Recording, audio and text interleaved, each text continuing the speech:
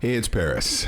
Earlier this week, I made a trip out to Obsidian Entertainment, and I got some extended hand The Outer Worlds 2, allowing us to play past the prologue that everyone did during the preview period and actually do some of the early part of the game. Now, I'm going to be pretty vague with the things that I talk about because I don't want to spoil anything, but the one thing I will say is the gameplay that you will see is from an early part of the game called the Vox Relay, and the conversation that you'll hear me talking about with the game director, Brandon Adler, we talk about the RPG aspects of The Outer Worlds 2 because I think that was the most important aspect of us getting more extended hands-on time. So I'm going to pull in some gameplay. I'm going to show you a conversation I was having with Danny about The Outer Worlds 2 because he got hands-on time with it as well. But the important thing to take away from this, and I'm going to repeat this again later in the video, is The Outer Worlds 2 does not hold your hand at all. And that was the conversation I had with Brandon, in the sense that even when you're getting a marker to go to a certain area of the game, it's going to not take you directly to that item. You're going to take you to a general area, and then you're going to have to discover, you're going to have to investigate. You'll see with some of the combat that we got to play as well. Even on normal difficulty, it's not necessarily easy. You know, you will need to think about the builds that you're creating in The Outer Worlds 2.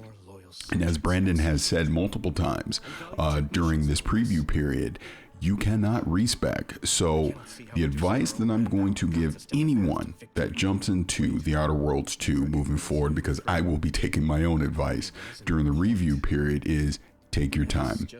Think about the builds that you will create, because once you go down that path, that is the path you will continue to go down the rest of the game. Now, I really enjoyed my time playing The Outer Worlds 2, but this is still an early look. This is not a final impressions. We'll obviously have to see how the game plays out further as we go on, but this early part of the game is good. It really opens up the sandbox. It really allows you to dive into the skills, dive into the perks, crafting, weapons, mods, things like that.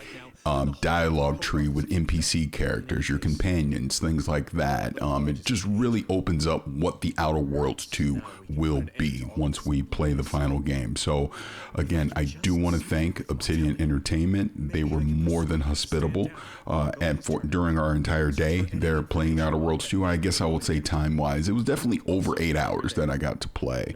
But the gameplay that you'll see here is from the Vox Relay, which is more towards the end of the day. Because again, I don't want to spoil anything. They don't want to spoil anything. They want you to experience this for yourself. So again, I do want to thank Obsidian Entertainment. I do want to thank Xbox for inviting me out to the studio for the day. Great time getting hands-on with The Outer Worlds 2.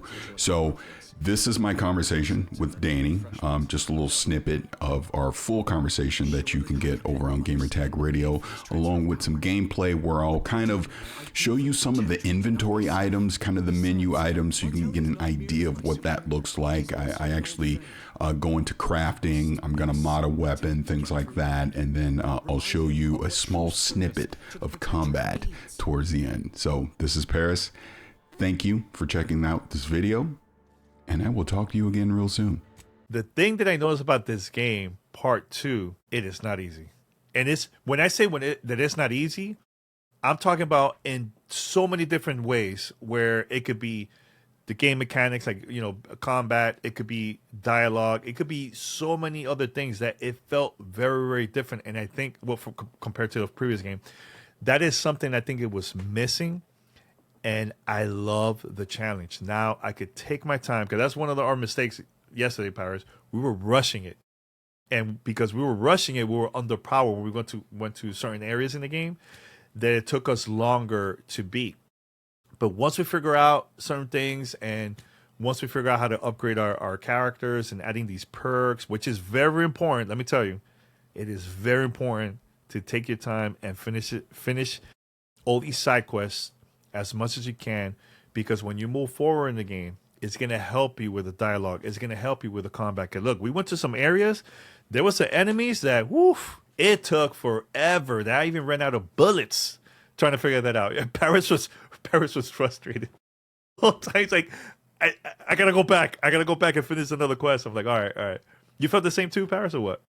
Yeah, so because I know you put the interview up with Brandon, the game director. I also got to talk to him as well, and the conversation we were having is the fact that and Brandon said this multiple times just since Summer Game Fest and obviously through Tokyo Game Show to now, that he was very specific about what kind of RPG that he wanted this to be with the Outer Worlds 2. And to your point, it's not easy. I mean, we're playing it on normal. Yeah, we're a little underpowered, but even playing on normal and we're at the right levels, you're still going to run into some difficult combat situations as well.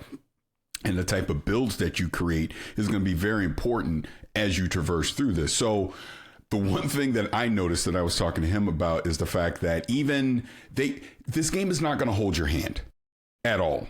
It's not going to hold your hand. It's not going to go, here's the marker on the map. Just follow it right here. And it's going to take you to the thing that the quest is taking you to. Instead, that marker is going to take you to an area. Now you need to go figure it out. You need to talk to people in there. You need to actually, go discover through the area and look in every nook and cranny to go figure out whatever this thing is they're trying to get. Obviously, I want to be very careful with spoilers, even in that first area. Because like you said, we rush through it because even talking to Brandon, and again, I'm gonna be very vague because I don't want to spoil anything. I want people to experience this. That first area, once you get past the prologue, I mean, you could, and I was talking to other people at Obsidian about this as well. I mean, honestly, you could spend 10 to 12 hours just in that first area, right? Mm-hmm.